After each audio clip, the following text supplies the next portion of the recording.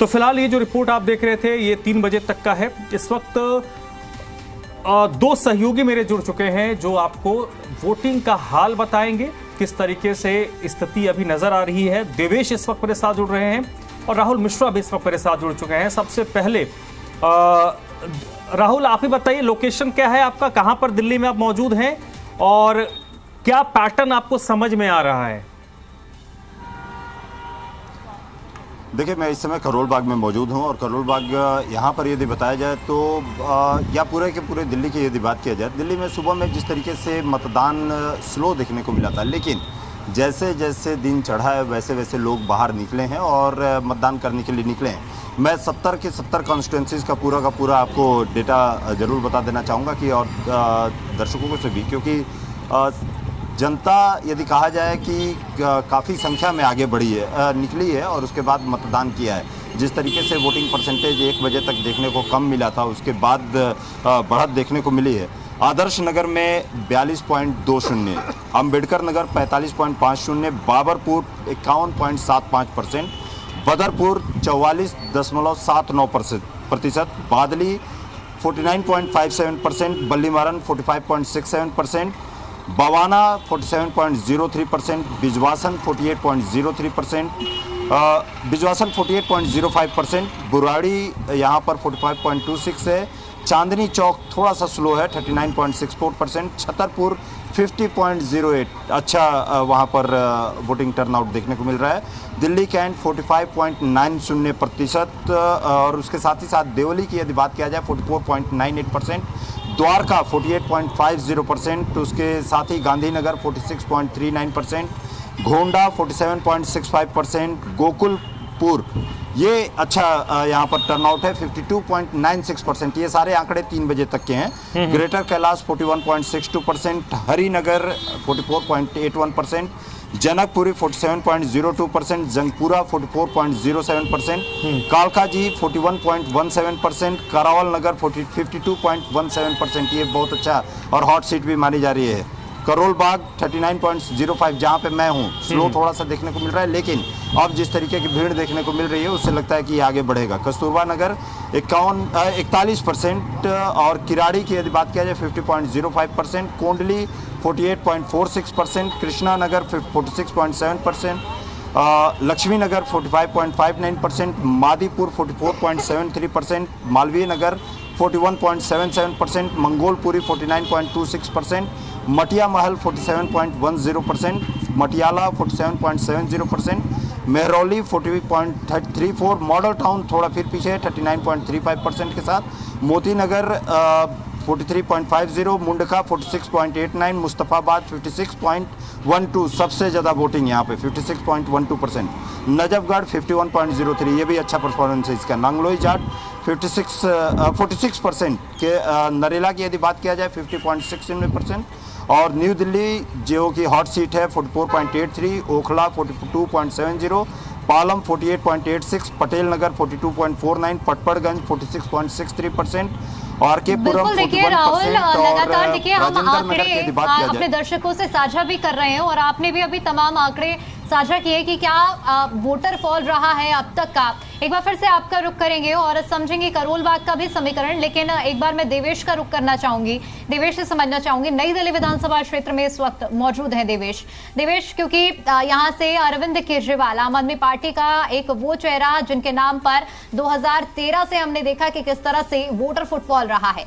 इस वक्त दिल्ली की हॉट सीट सबसे ज्यादा मानी जाने वाली नई दिल्ली विधानसभा में क्या फुटफॉल देख पा रहे हैं आप, और जो जनता वहां पहुंच रही है क्या उम्मीदें लेकर पहुंच रही है वोटिंग से पहले? देखिए, बिल्कुल उन तमाम वोटरों से भी बात करवाएंगे कि क्या उनके मन में है और क्या सोचकर वो इस बार मतदान कर रहे हैं, लेकिन उससे पहले एक तस्वीर दरअसल आपको दिखा देते हैं कि बड़ी संख्या में जो वोटर है, जैसा कि हमारे सहयोगी राहुल जिक्र कर रहे थे कि सुबह के समय स्लो वोटिंग थी, लेकिन धीरे धीरे लोग जो है अपने घर से निकल रहे हैं और ये लाइन आप देख लीजिए, व्यवस्था भी बेहतर की गई है। एक तरफ महिलाएं हैं और दूसरी तरफ दरअसल जो पुरुष है उनकी जो लाइन है दरअसल वो बनाई गई है। और जो वोटिंग है, अब आप इससे अंदाज़ा लगा सकते हैं कि 3 बजे तक जो 46.55% आया है वोटिंग परसेंटेज, उसमें कितनी बढ़ोतरी हो सकती है। सबसे हॉट सीट है और तमाम लोग जो है वो वोट डालने अब पहुंच रहे हैं। लाइन से आप अंदाज़ा भी लगा सकते हैं, इतनी लंबी लाइन अक्सर दिल्ली में नज़र आती नहीं है। बहुत इक्का दुक्का लोग खड़े लाइन में नज़र आते हैं। क्या सोचकर आप इस बार मतदान कर रहे हैं? बढ़िया, आज आप देखेंगे क्या होता है अब आगे। हाँ, पीछे तो कुछ हुआ ही नहीं, अब आगे देखते हैं कौन बनता है, क्या करता है। अच्छा, हाँ, क्या डिसाइड किया इस बार? कौन कौन से ऐसे मुद्दे होंगे जिनको चाहते हो आप कि या तो बदलाव हो या फिर ये चीज़ें ठीक हो जाएं? अब सही है, अभी ठीक चल रहा है। अच्छा, हाँ, अभी सुखी शांति है, झुग्गी में रह रहे हैं। हाँ, दूरी से बच रहे हैं। दूर देंगे तो कहाँ देंगे ये नहीं पता। तो विकास के नाम पर वोट होगा इस बार या फिर क्या सोच रहे हो आप? जो घोषणाएं की है इन्होंने कि महिलाओं के लिए करेंगे, बुजुर्ग के लिए करेंगे, छात्रों के लिए करेंगे, पुजारी और ग्रंथियों के लिए करेंगे, उसको सोचकर वोट कर रहा है आप लोग या फिर जो विकास के कार्य हैं उनको? बोलूं तो मेरा कहना ये है कि वादे तो हर सरकार करता है और हर बार करता है। अब के बार एक बार और देख लेते हैं। अच्छा, एक बार और देख। अभी ऐसा ही रहा तो अगला बार वोट डालने के लिए आएंगे ही नहीं। अच्छा, नहीं वोट तो डालिए। हमें जो है धोखा ही मिला है। अच्छा, धोखा ही मिला है कि ये करेंगे, वो करेंगे, बच्चों के लिए करेंगे, विधवाओं के लिए करेंगे, बुजुर्गों के लिए करेंगे, जवानों के लिए करेंगे, मगर करता कुछ नहीं है। जीतता है, अपना जेब भरता है। उस जीतने के बाद में आज वोट पर गया, जहाँ फैसला होगा, अगर खोट होगा तो उसको जाके ढूंढते रहेंगे हम लोग। घर पे बैठा होगा फिर भी बोलेगा अरे वो तो संसद भवन में है, फलना जगह पे है, ढिलना जगह पे है, यही बहाना मिलेगा हमें। देखिए, नाराजगी अक्सर लोगों की रहती है नेताओं से कि वादे करते हैं वो पूरे नहीं किए जाते। आप क्या सोचकर इस बार जो है बटन दबाने वाले हैं? बटन दबाने वाले ये काम आदमी देखता है, ठीक है ना, काम देखता है, उसका सब कुछ देखता है, क्या व्यवस्था है क्या नहीं है, आगे जो होगा तो अच्छा ही होगा। इसी बात कुछ युवा भी हैं दरअसल, वो हो सकता है कि फर्स्ट टाइम वोटर हैं आप? अच्छा, क्या सोचकर इस बार जो है मतदान करने आए? क्या ऐसे मुद्दे हैं? मतदान वोट जो डालोगे क्या सोचकर इस बार सोच रहे हैं, बहुत बढ़िया सोचा है। इस बार कोई ना कोई आए हमारे लिए कुछ करे, और इस बार देखते हैं बदलाव चाहिए। परवेश भैया को बुलाएंगे और ये झुग्गियों को हटाएंगे, प्लॉट पे जाएंगे। है नहीं भाई, यहाँ से कुछ है? मकान चाहिए हम लोगों को। हम तो परेशान हो जाते हैं भैया। अरे भैया क्या बताना है, 10 साल परेशान हो घरों में पानी भर जाता है, सामान बह जाता है लोगों का, बच्चे लोग होते हैं उनका डर होता है बह ना जाए, और बहुत परेशान है सर जी। 11 साल तक देख लिया केजरीवाल को। मौजूद मतदाताओं से बात करते रहिए और उनका मन समझने का प्रयास करिए। एक बार फिर से आपका रुख करेंगे। हमारे साथ तमाम मेहमान भी जुड़ चुके हैं जिनसे मैं परिचय करा देती हूँ और आप लोगों को भी हम रुक करके समझेंगे कि क्या हाल अलग अलग क्षेत्रों में चल रहा है। हमारे साथ बीजेपी प्रवक्ता प्रदीप सिंह जी जुड़ चुके हैं और पॉलिटिकल एक्सपर्ट हमारे साथ दिनेश सिंह जी जुड़ चुके हैं और कांग्रेस प्रवक्ता हमारे साथ जुड़ चुके हैं सुनील कुमार जी। निरंजन पोद्दार जी पहले से ही हमारे साथ जुड़े हुए हैं। एक बार फिर से मैं बहुत स्वागत करती हूं आप सभी का। मैं सबसे पहले दिनेश सिंह जी आपसे समझना चाहूंगी, क्योंकि जिस तरह से अभी मतदाताओं से भी हमारे संवाददाता लगातार बात कर रहे हैं, सबसे बड़ा सवाल तो यही है कि क्या दिल्ली के जो मतदाता निकल रहे हैं आज मतदान करने के लिए, वो अरविंद केजरीवाल के नाम पर वोट कर रहे हैं, काम पर वोट कर रहे हैं, या मोदी के नाम पर वोट कर रहे हैं? ये बड़ा सवाल है। या कांग्रेस की जो विरासत छूट गई थी उसको वापसी के लिए? तो एक पॉलिटिकल एनालिस्ट होने के नाते मैं आपसे समझना चाहूंगी कि क्या इस बार दिल्ली चुनाव का समीकरण आप देख पा रहे हैं? जी, आप सभी को प्रणाम दीपिका जी। देखिए, ये जो आपने सवाल किया ये तो अलग है, लेकिन इसके अलावा एक चीज और है कि 8 तारीख को हम डिबेट किस बात पे कर रहे होंगे शाम को। हो सकता है मतलब कि अगर ये मतलब जैसे जिस तरीके से मतलब रिपीट अगर आम आदमी पार्टी होगी तब तो बेहतर है, और अगर नहीं रिपीट होती है तो फिर उसके बाद में ईवीएम बेवफा है, इस पर डिबेट हो रही होगी। तो चीजें वही कहें आप जैसे कि मुद्दों में जैसे आपने जो पूछा तो उसे बताना चाहूंगा मैं कि देखिए, जैसे कि पहले 2020 की जो कहानी थी तब में और अब में मतलब इस बार की जो है चीजें वो डिफिकल्ट है आम आदमी पार्टी के लिए। डिफिकल्ट क्यों है? उसका रीजन है कि जैसे पहले जो तमाम जैसे वादे किए गए, वादों का पिटारा जो था वो खोला, लेकिन अगेन जैसे कि मतलब रिपीटेड जिस तरीके से ऑफेंडर की तरह करते हैं तो उस तरीके से आकर के, और फिर वो लास्ट में आके दिसंबर के आखिरी से आकर के वो करना शुरू करते हैं केजरीवाल जी अक्सर कि भाई ठीक है मैं नहीं कर पाया और एक बार और मुझे मौका दीजिए जैसे कि आगे आकर के दोबारा मैं करने की फिर कोशिश करूंगा। लेकिन उससे कहीं ना कहीं जैसे कि जनता के बीच में जैसे कि मतलब कुछ लोग जो है वो ठीक है उसी को समझते हैं कि ठीक है भाई कहीं ना कहीं बेचारे को उसका काम नहीं करने दिया होगा, क्योंकि 10 तरह के लोग हैं तो 10 तरह के उनके विचार भी होंगे। लेकिन कुछ लोग जो उसमें से ये भी समझेंगे कि भाई कहीं ना कहीं अगर ये बार बार अगर यही अगर मतलब लेके बैठे रहेंगे बहाना, तो इसका मतलब या तो इनकी मंशा नहीं है और या फिर काम नहीं कर पा रहे। काम अगर नहीं भी कर पा रहे हैं इसका मतलब इनकम्पिटेंट है। इनकम्पिटेंट का मतलब हो गया भाई अगर ये केंद्र की सरकार जो है उनके साथ में तालमेल के साथ में दिल्ली की तमाम सरकारें चलती रही हैं। शीला दीक्षित जो है उन्होंने 3 टर्म अपने पूरे किए, इन्होंने 1 अल्पकाल और 2 पूर्णकाल पूरे किए, लेकिन वो सारे टाइम पे था कुछ अपने जो करने थे काम वो किए और नहीं कर पाए तो सीधा उसका ठेका लेकर के कि मोदी सरकार पे एलजी पे वोट दिया। तो वो चीजें कहीं ना कहीं ठीक है। दिनेश जी सर एक मिनट रोकूंगा। अभी उन चीजों पे हम बात करेंगे, उसके लिए बहुत वक्त है। मोटे तौर पर निरंजन पोद्दार साहब, क्योंकि आप स्टैट्स की बहुत बात करते हैं तो मैं आपसे स्टैट्स पे ही बात करता हूं। अभी 3 बजे तक का जो फिगर मेरे सामने है, दिल्ली की 46.55% लोगों ने वोट डाला है 3 बजे तक का। अगर मैं 3 घंटे 3.5 घंटे इसमें एड ऑन करता हूं तो मैक्स टू मैक्स आप ये मानकर चल सकते हैं कि ये 10 से 15% तक का हाइक हो सकता है। अगर अभी 46 है, 47 के आसपास है, तो इसमें आप मान के चलिए 10% 15% तक का इजाफा होगा तो ये कितना जाता है, 62-63% तक जाएगा। 2020 में भी जो फिगर था, जो टोटल वोटिंग हुई थी, वो 62.5% के आसपास हुआ था। यानी कि दिल्ली में इतनी मेहनत, इतनी कवायद के बाद भी युद्ध स्तर पर कांग्रेस पिछले चुनाव से ज्यादा मजबूती से लड़ती हुई दिख रही है। भारतीय जनता पार्टी ने तो पूरा ही जोर लगाया हुआ है। आम आदमी पार्टी भी बड़ी मुश्किल में नजर आ रही थी, लेकिन उनकी भी तरफ से कोशिश हो रही है कि वोटर्स निकले। वोटर निकाल क्यों नहीं पाए ये लोग? क्योंकि मैं पर्सनली उम्मीद कर रहा था कि 70% से ऊपर होना चाहिए था ये वोटिंग परसेंट, जो मुझे यहां से तो जाता हुआ नहीं दिख रहा है। देखिए धर्मराज जी, मेरा ये मानना है कि दिल्ली के अंदर अगर 65% वोटर टर्नआउट चला जाता है तो वो आप ये मान के चलिए एक स्टैंडर्ड टर्नआउट उसको आप मान के चलिएगा। क्योंकि मैं ये बात इसलिए कह रहा हूं कि दिल्ली के परिप्रेक्ष्य में 2-3 चीजें आपको समझनी पड़ेगी। पहली बात तो दिल्ली के अंदर जो प्रवासी लोग आते हैं उनका वोट तो यहाँ पे बन जाता है, लेकिन उसके बाद में जब वो यहाँ से वापस प्रवास कर जाते हैं अपने निज राज्य के अंदर, तो उसके बाद में उनका वोट कटता नहीं है। मैं ऐसे कई लोगों को जानता हूं जिनका वोट दिल्ली में है लेकिन अब वो दिल्ली में रहते नहीं है। तो एक तो ये बात है। तो चुनाव आयोग को सबसे पहले तो जिस तरीके से जो लिस्टें हैं इनको जब चुनाव आयोग अपडेट करेगा उसके बाद में आपको टर्नआउट में वो अंतर दिखाई देगा, पहली बात।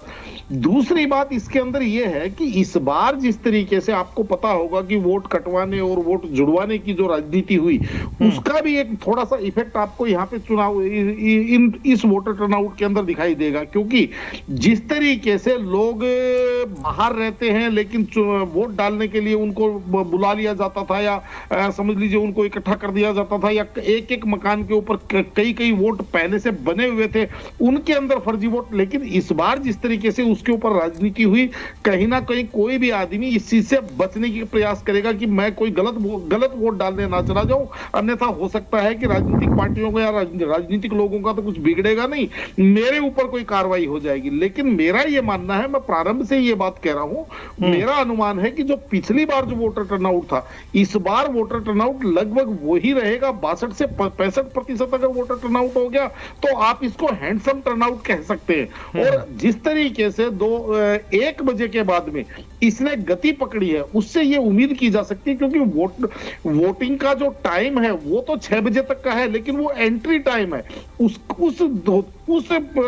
6 बजे तक जो लोग वोटिंग प्रीमिसेस के अंदर एंट्री कर जाएंगे, यानी कि उसके अंदर प्रवेश कर जाएंगे, उनको वोट 7 बजे तक भी दिवाया जा सकेगा, 7:30 बजे तक। उसके लिए कोई टाइम बाउंड नहीं है। तो इसलिए मेरा ये मानना है कि जो अंतिम जो फाइनल टैली आते बिल्कुल ये तो देखने वाली बात रहेगी कि ये आंकड़े कहां तक पहुंचते हैं, वोटर टर्नआउट कितना पहुंच पाता है। ये चर्चा जारी रहेगी। आप सभी मेहमान बने रहिए हमारे साथ, लेकिन फिलहाल यहाँ छोटे से ब्रेक के लिए रुकते हैं और ब्रेक के उस पार जी दिल्ली एनसीआर हरियाणा पर लगातार महा कवरेज दिल्ली चुनाव पर जारी।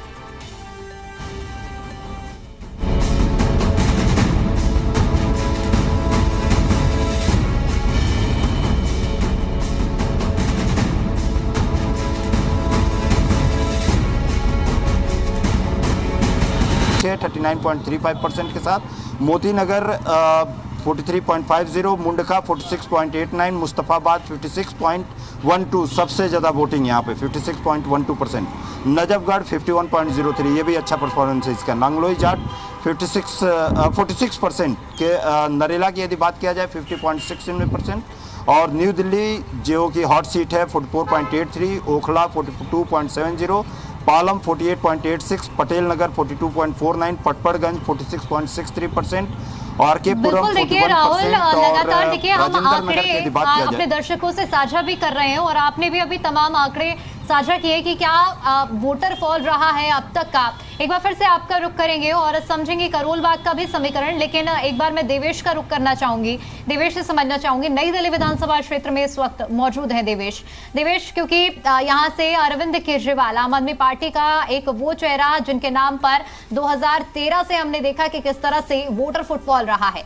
इस वक्त दिल्ली की हॉट सीट सबसे ज्यादा मानी जाने वाली नई दिल्ली विधानसभा में क्या फुटफॉल देख पा रहे हैं आप, और जो जनता वहां पहुंच रही है क्या उम्मीदें लेकर पहुंच रही है वोटिंग से पहले?